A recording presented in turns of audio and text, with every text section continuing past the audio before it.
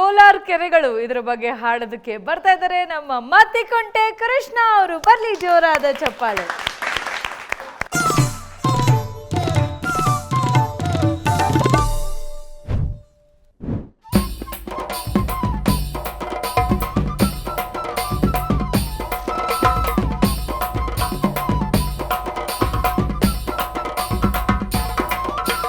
ಜಗ್ಗನಕ ಪೈತಮ್ಮ ರಂಗು ರಂಗು ರೆಕ್ಕೆಯ ರಾಮಣ್ಣನ ಹುಂಜ ಕಲ್ಲಂತೆ ಜಾಗಿತಮ್ಮ ಅಲಲಲೆ ಜಗ್ಗನಕ ತೈತಮ್ಮ ರಂಗು ರಂಗು ರೆಕ್ಕೆಯ ರಾಮಣ್ಣನ ಹುಂಜ ಕಲ್ಲಂತೆ ಜಾಗಿತಮ್ಮ.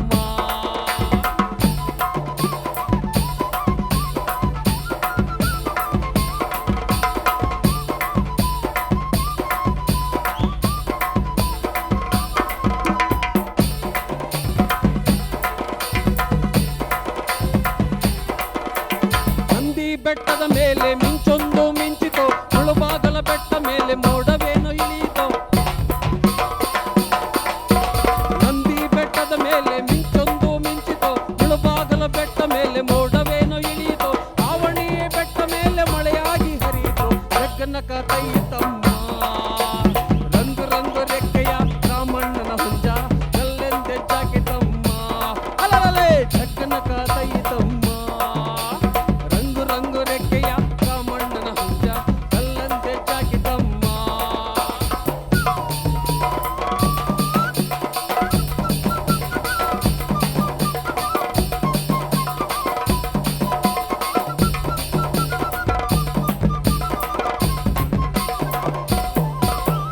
ಕೋಲಾರ ಕೆರೆಗಳೆಲ್ಲ ಕೋಡಿ ಹರಿಯುತ್ತಿವೆಯಲ್ಲೋ, ಕೋಲಾರ ಕೆರೆಗಳೆಲ್ಲ ಕೋಡಿ ಹರಿಯುತ್ತಿವೆಯಲ್ಲೋ.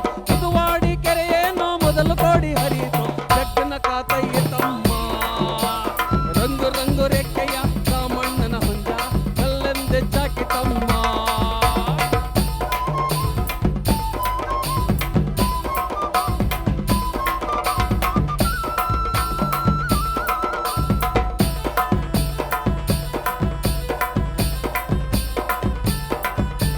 ಮುದುವಾಡಿ ಕೆರೆಯೇನೋ ಮೊದಲು ಕೋಡಿ ಹರಿಯಿತೋ, ಮುದುವಾಡಿ ಕೆರೆಯೇನೋ ಮೊದಲು ಕೋಡಿ ಹರಿಯಿತೋ.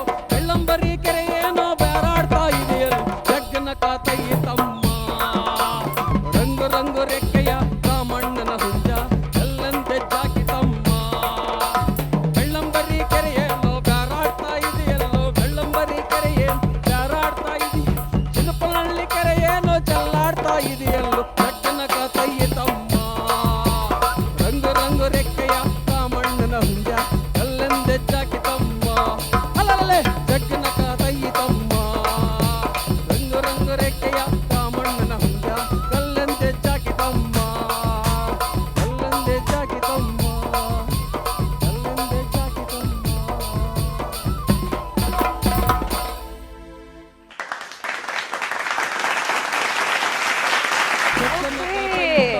ಕೃಷ್ಣ ಅವರೇ, ಬರ್ಲಿ ಜೋರಾದ ಚಪ್ಪಾಳೆ. ನಿಮ್ದು ಔಟ್ಫಿಟ್ ನೋಡ್ತಾ ಇದ್ರೆ ನನಗೆ ಬಂಧನ ಸಿನಿಮಾದಲ್ಲಿ ವಿಷ್ಣುದಾದ ಅವ್ರು ಹಾಕೊಂಡಿರೋ ಔಟ್ಫಿಟ್ ಥರ ಅನ್ನಿಸ್ತಾ ಇದೆ. ಅರ್ಚನಾ ಮ್ಯಾಮ್. ಕೃಷ್ಣ ಅವರೇ, ನಾನು ಸರ್ ಮಾತಾಡ್ಕೋತಾ ಇದ್ವಿ, ನೀವು ಡ್ಯಾನ್ಸ್ ಮಾಡೋಕತ್ತೆ ಅಲ್ಲಿ ಸುಸ್ತಾಗೋಗ್ಬಿಟ್ರಿ ಅಂತ. ಹಾಂ, ಕೊನೆಗೆ ಜಕ್ಕನಕತ್ತೈತಮ್ಮ ಅಂತ ಆಗೋಯ್ತು. ಜಗ್ಗನಕ ತೈತಮ್ಮ ರಂಗು ರಂಗು ರೆಕ್ಕೆಯ ರಾಮಣ್ಣನ ಹುಂಜ ಕಲ್ಲಂತೆ ಜಾಗಿತಮ್ಮ. ಅದಕ್ಕೆ ಡ್ಯಾನ್ಸ್ ಯಾವಾಗಲೂ ಕೊನೆಯಲ್ಲಿ ಇಟ್ಕೋಬೇಕು, ಅಥವಾ ನಮ್ಮ ಜಿ ಅವ್ರು ಮಾಡ್ತಾರಲ್ಲ ಹಾಗೆ ಸುಮ್ಮನೆ ಸಿಂಪಲ್ಲಾಗಿ ಹೀಗೆ ಭುಜ ಕುಣಿಸ್ಬೇಕಷ್ಟೆ, ಅದು ಧ್ವನಿಗೆ ತೊಂದರೆ ಕೊಡದಿರೋ ಹಾಗೆ. ಡ್ಯಾನ್ಸು ಇರಬೇಕು, ಯಾಕಂದರೆ ನಮಗೂ ಪ್ರೇಕ್ಷಕರಿಗೂ ನೋಡೋದಕ್ಕೆ ಖುಷಿ ಅದು ಬಟ್ ನಿಮ್ಮ ಸಿಂಗಿಂಗಿಗೆ ತೊಂದರೆ ಆಗಬಾರ್ದಷ್ಟೆ ಅಲ್ವಾ. ಕಳೆದ ಹಾಡು ನೀವು ಹಾಡಿದ್ದು ಶ್ರುತಿ ಎಲ್ಲ ಪರ್ಫೆಕ್ಟಾಗಿ ಹಾಡಿದ್ರಿ, ಈ ಸಲ ಚರಣಗಳೆಲ್ಲವೂ ಶಾರ್ಪ್ ಎಲ್ಲೋ ಹೋಯ್ತು. ಕೋಲಾರ ಕೆರೆಗಳೆಲ್ಲ ಕೋಡಿ ಹರಿಯುತ್ತಿವೆಯಲ್ಲ, ಮುದುವಾಡಿ ಕೆರೆಯೇನೋ ಮೊದಲು ಕೋಡಿ ಹರಿಯಿತು, ಜಗ್ಗನಕ ತೈತಮ್ಮ ರಂಗು ರಂಗು ರೆಕ್ಕೆಯ. ಅಲ್ಲೇ ಅವಾಗವಾಗ ಹಳಿ ತಪ್ಪಿ ಹಿಂಗೆ ಹೋಗ್ತಿತ್ತು, ಮತ್ತೆ ಪಲ್ಲವಿಗೆ ಬಂದಾಗ ವಾಪಸ್ ಹಳಿ ಮೇಲೆ ಬರ್ತಾಯಿತ್ತು.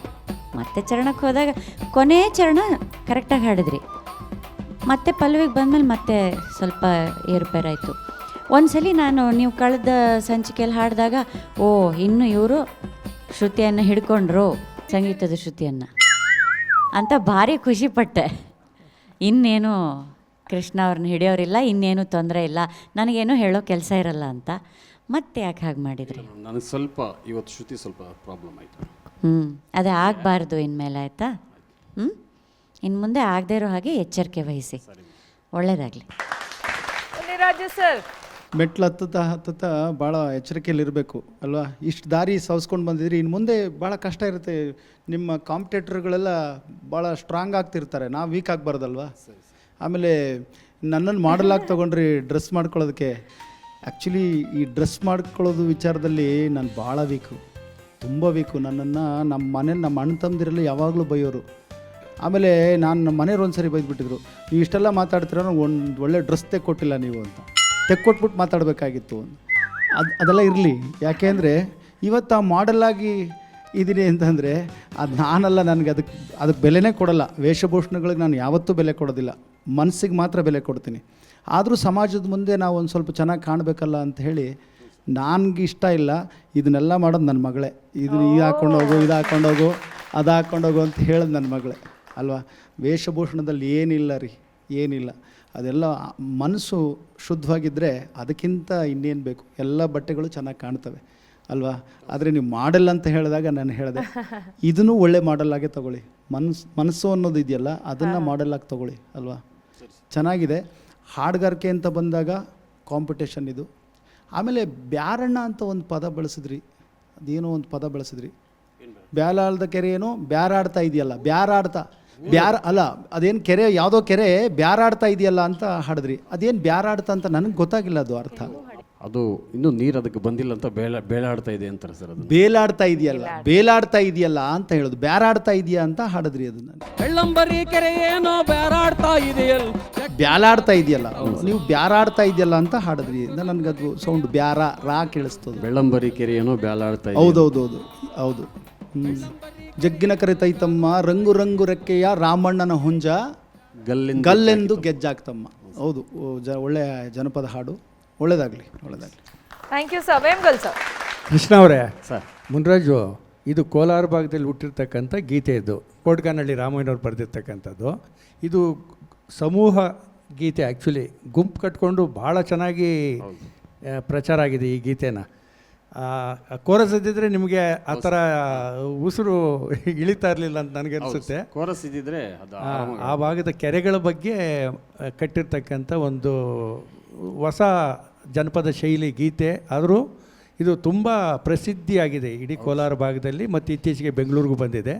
ನೋಡ್ತಕ್ಕಂಥ ವೀಕ್ಷಕರೆಲ್ಲ ಇದನ್ನು ಕಲಿತು ಇದು ಉತ್ತರ ಕರ್ನಾಟಕ ಮತ್ತು ಆ ಕಡೆಲ್ಲ ಕಲ್ಯಾಣ ಕರ್ನಾಟಕ ಕಡೆಲ್ಲೂ ಈ ಹಾಡು ಪ್ರಸಿದ್ಧಿ ಆಗಲಿ ಅಂತ ನಾನು ಹೇಳ್ತೀನಿ.